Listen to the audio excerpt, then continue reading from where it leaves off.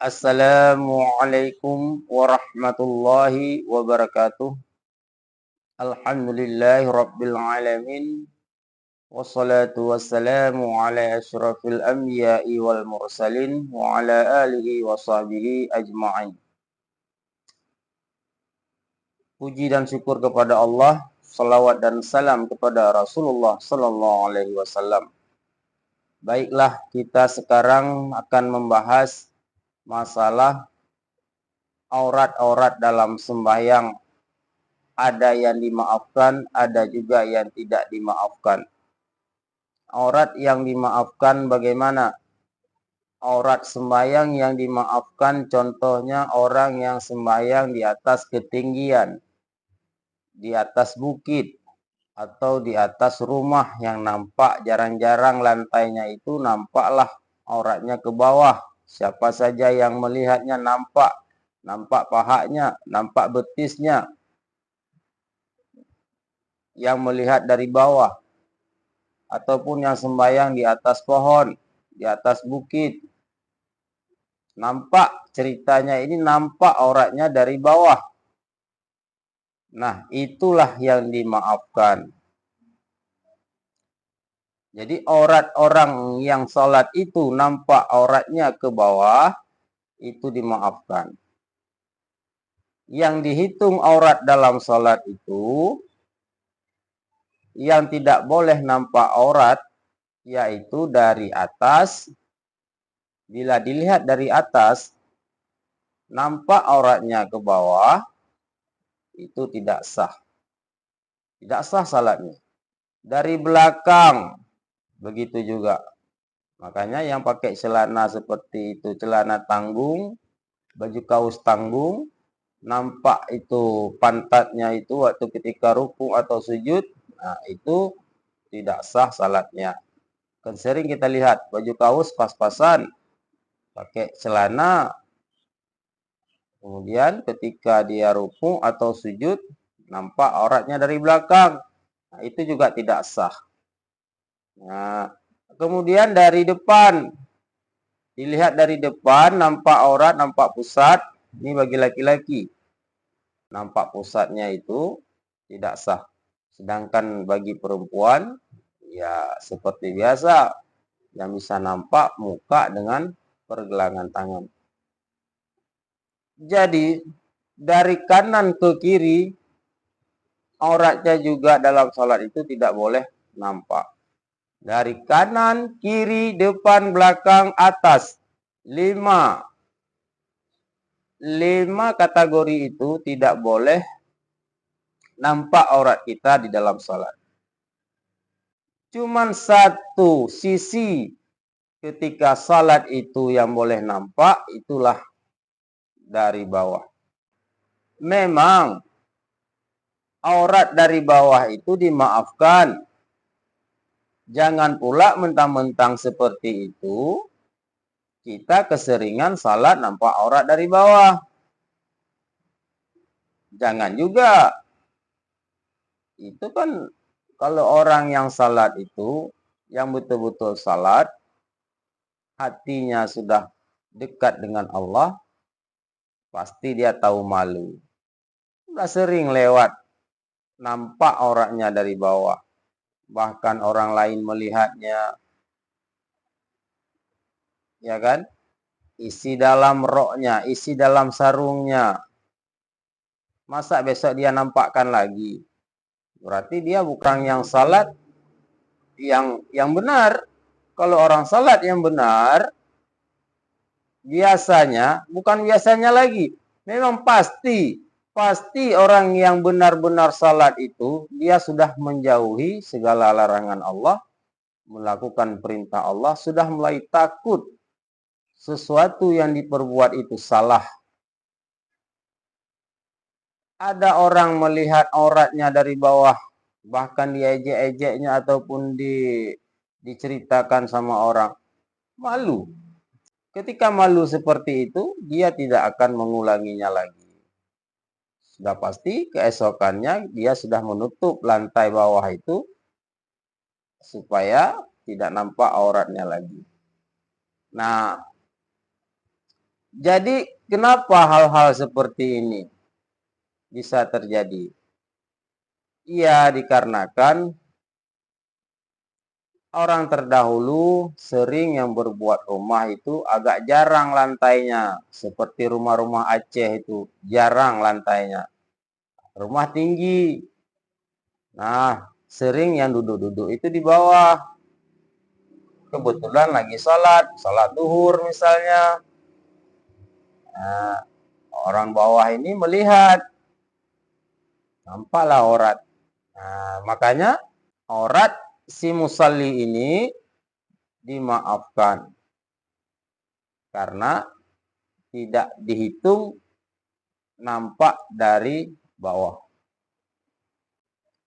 Kemudian masalah aurat dari bawah sudah selesai. Kemudian aurat yang nampak ketika kain koyak ataupun fasid.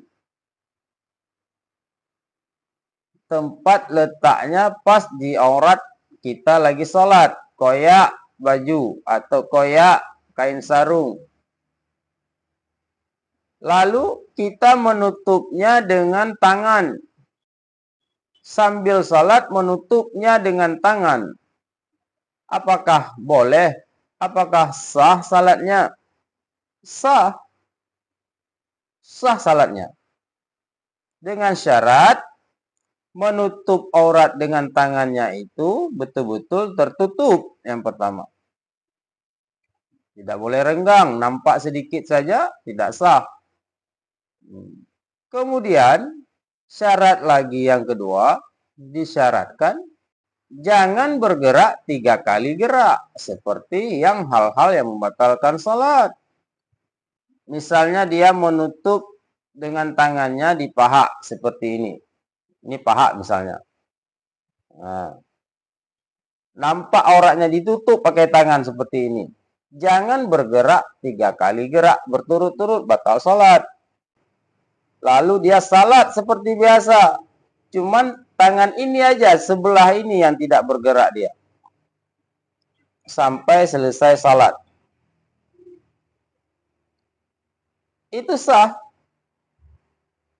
Auratnya itu ditutup pakai tangannya.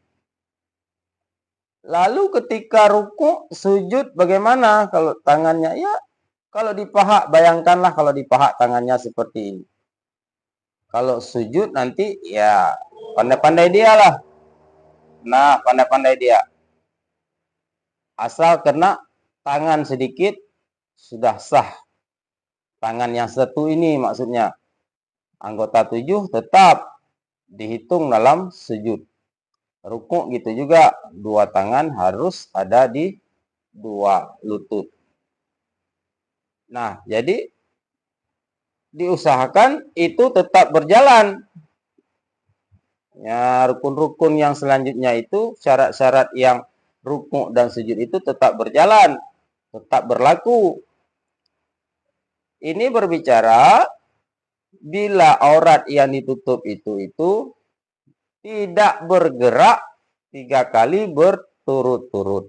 Kalau bergerak 3 kali berturut-turut, sekali di sini, nanti ditutup lagi. Kemudian digerak lagi, kemudian tutup lagi. Nah, ini batalnya bukan gara-gara aurat, gara-gara bergerak 3 kali gerak berturut-turut. Itu tetap berlaku. Tidak sah salatnya bila bergerak 3 kali berturut-turut. Nah, kemudian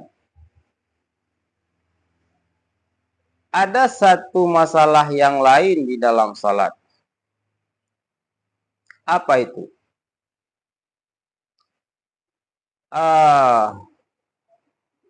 Orang yang salatnya bajunya kendor.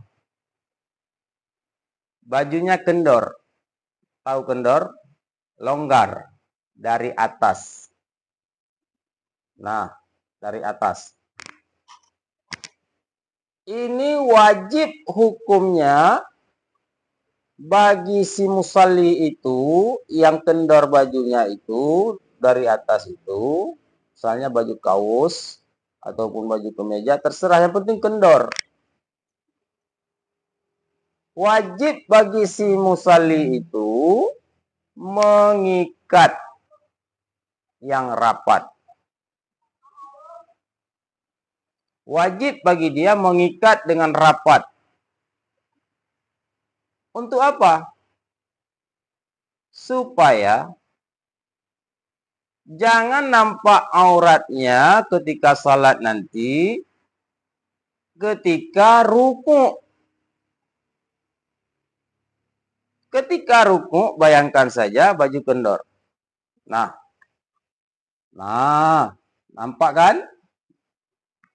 Dari depan. Nah, tadi kita sudah berbicara kalau aurat nampak dari depan, hukumnya batal salatnya.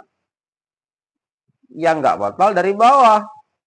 Ketika ruku seseorang ini tadi, si musalli ini, ketika dia tidak mengikat ini, lehernya ini, baju pada lehernya, ketika ruku, nah, nampaklah alat kelamin, nampaklah apa itu namanya, auratnya, pusatnya misalnya.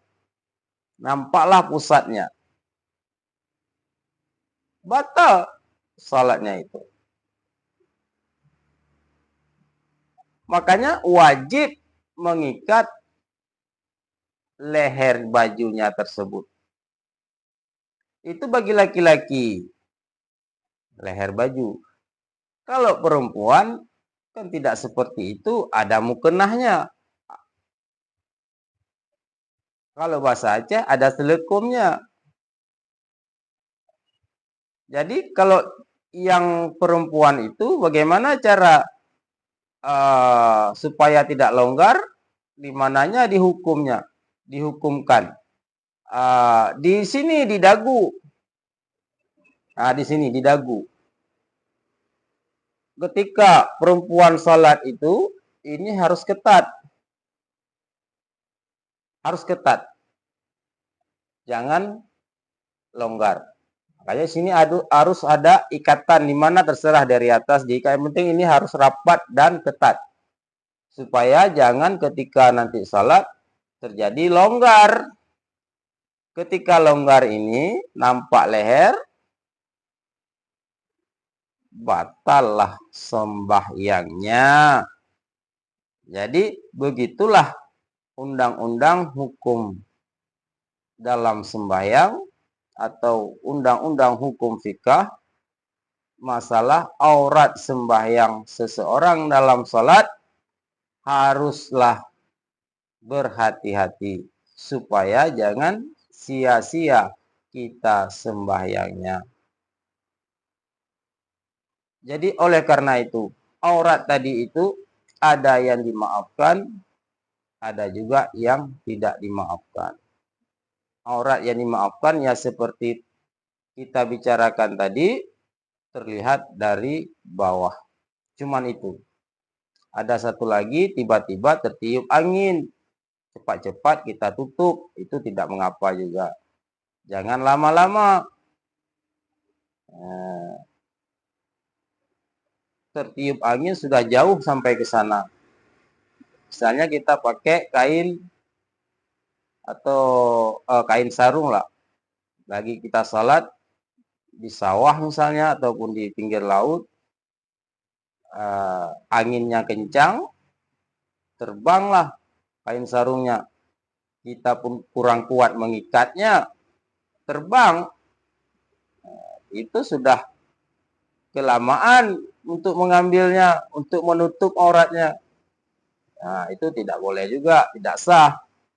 Nah, yang maksudnya sah tadi, tidak lama, hanya sebentar saja. Begitu terbang angin, srop, langsung dipegangnya, tidak sampai copot. Tidak sampai copot, begitu kira-kira. Diambilnya cepat-cepat, dipegangnya cepat-cepat, langsung ditutupnya kembali. Nah, itu yang dimaafkan. Jadi hanya inilah yang bisa saya sampaikan hari ini.